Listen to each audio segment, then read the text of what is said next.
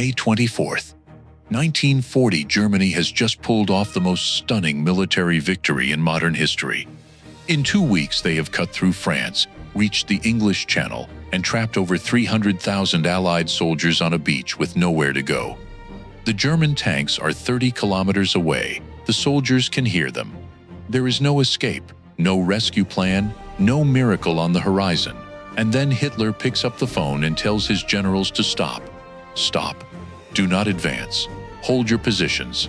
For 3 days, the most powerful armored force in the world sits idle while 300,000 men are evacuated across the English Channel on fishing boats, pleasure yachts, and Navy destroyers. Those men go on to form the army that comes back to Europe 4 years later. Those men are on the beaches of Normandy in June 1944. Those men are marching into Berlin in 1945. If Hitler's tanks had kept moving for 48 more hours, none of that happens. Britain almost certainly leaves the war. America never gets a base to launch from. The entire story of the Second World War changes. So why did he stop? That question has haunted military historians for 80 years. And the answer, when you dig into it, is more complicated and more disturbing than most people realize. This is what I found: how Germany got there. To understand how extraordinary this moment was, you need to understand what had just happened in the previous 2 weeks. Because the speed of the German advance had shocked even the Germans. The plan, conceived by a relatively junior staff officer named Erich von Manstein, was to drive armored forces through the Ardennes forest. French military planners had declared this terrain impassable for tanks. Manstein disagreed. He was right. German armored divisions moved through the Ardennes faster than anyone thought possible, crossed the Meuse River, turned west toward the English Channel, and cut the Allied armies in two. The British Expeditionary Force and a large part of the French army were now separated from the rest of the Allied forces, trapped in a shrinking pocket in northern France. The Allied commanders were still trying to understand what had happened when the Germans reached the coast. The speed of the collapse was so total that French headquarters took days to process what the reports were actually saying. By May 24th, German armor was 30 kilometers from Dunkirk, the last port through which the trapped forces could be evacuated. The pocket was shrinking fast. The Allied situation was desperate. The German armored commanders wanted to push on immediately. They were exhausted, yes. Their supply lines were stretched thin, yes. But the opportunity in front of them was the kind that comes once in a campaign, maybe once in a war. Destroy the British Expeditionary Force and Britain has no army left to fight with. They sent the request forward. Push on to Dunkirk. Finish this. The answer came back from Hitler himself. Stop. Hold your positions. The armor needs rest. His generals could not believe what they were reading. 3 explanations. Here is the honest truth about the halt order. We do not know exactly why Hitler issued it. He never gave a clear explanation. His diary entries from those days are vague, and the accounts of the generals who were there contradict each other on key details. But there are 3 explanations that historians keep coming back to, and I think all 3 played a role. The first is military caution. The terrain around Dunkirk is flat and marshy, crossed by canals. It is genuinely difficult ground for armor. Some of Hitler's advisors, including the commander of Army Group A, argued that sending exhausted tanks into canal country risked losing vehicles and crews that Germany would need for the next phase of the campaign, the drive south to finish off France. This argument has some merit, but it does not fully explain 3 days of complete halt.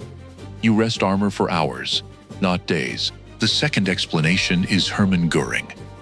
The head of the German Air Force told Hitler directly that his aircraft could destroy the trapped Allied forces without the army needing to advance. Let the Luftwaffe finish the job. Hitler gave him the chance. The Luftwaffe attacked Dunkirk for days. The attacks were heavy and caused real casualties, but they did not stop the evacuation. The flat beaches made precision bombing difficult, and the Royal Air Force fought hard over the beaches, harder than Goering had promised to account for. The third explanation is the one that stays with me. Some serious historians, not conspiracy theorists, but people who have spent decades studying this period, believe Hitler deliberately allowed the British to escape. He wanted a negotiated peace with Britain. He had said so repeatedly. He admired the British Empire. He believed Germany and Britain were natural allies against the Soviet Union. Destroying the British army so completely might make peace politically impossible in London. If that calculation played any role in the halt order, it is one of the most consequential political miscalculations in history, because Churchill was not going to negotiate. Not then, not ever. 9 days that saved Britain. The evacuation began on May 26th, 2 days after the halt order. And what happened over the next 9 days is one of the most remarkable stories of the entire war. The Royal Navy organized the operation, but it was the civilian boats that made it legendary. Fishing vessels, pleasure yachts, river ferries, lifeboats, hundreds of private craft crossed the English Channel to bring soldiers off the beach. Their owners were not soldiers. They were fishermen and weekend sailors and retired men who owned boats and heard that soldiers needed to come home. Over 338,000 men were evacuated, more than anyone had thought possible. When the operation began, the most optimistic estimates suggested 45,000 might be saved. They got 338,000. But here's what Churchill said immediately afterward, and it is worth remembering. He told the House of Commons that wars are not won by evacuations. He called Dunkirk a colossal military disaster. The army had escaped, but it had left behind almost all of its equipment: tanks, artillery, vehicles, weapons. The beaches were littered with them. What Britain had saved was not an army in any functional sense.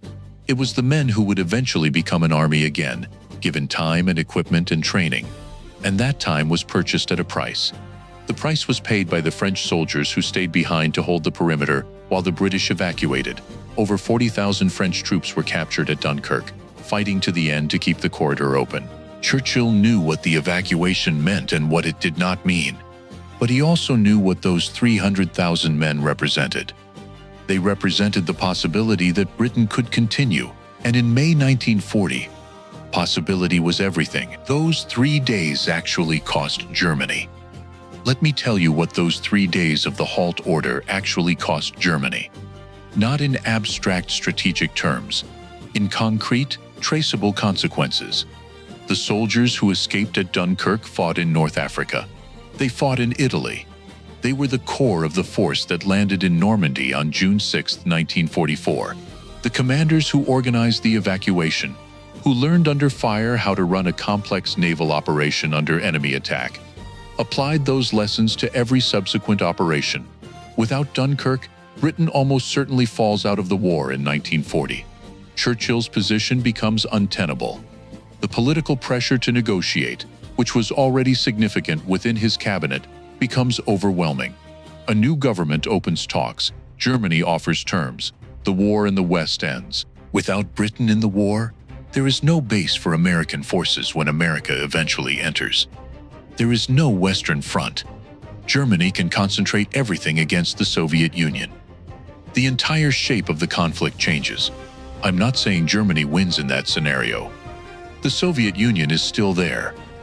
American industrial power is still there. But the path to Allied victory becomes dramatically longer and harder. All of that flows from 3 days. 3 days when Hitler's tanks sat idle on French roads, 30 kilometers from the beach where the British army was waiting to be saved.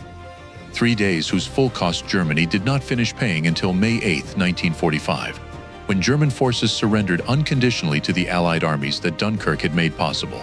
Verdict. Was the halt order a mistake? Here is where I stand after everything I have read about this decision. Yes, it was a mistake. Possibly the most consequential single mistake Hitler made in the entire Western campaign. The military arguments for halting do not hold up under scrutiny. German armor had been doing things for 2 weeks that everyone said could not be done. Pushing through marshy canal terrain for one more objective, one that would have ended Britain's capacity to fight, was exactly the kind of calculated risk that had made the campaign the masterpiece it was.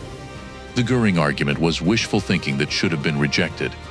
The idea that air power alone could destroy 300,000 men who had a beach and a sea to shelter around was never realistic, and Hitler had enough experience by May 1940 to know that Goering's promises needed to be taken with serious skepticism. And if the political calculation played any role, if Hitler genuinely believed that letting the British army escape would make Churchill more likely to negotiate, Then he fundamentally misread the man he was dealing with. Churchill was never going to negotiate from weakness. The escape from Dunkirk did not make him more willing to talk. It gave him something to talk about. The halt order is history's clearest example of a commander letting victory slip away at the moment it was most within reach. The tanks were there, the opportunity was there, and the order to stop came from one man. For reasons we still argue about, history has a way of remembering what that decision cost. Every year people in Britain remember Dunkirk. And they should, because it was closer than most of them know.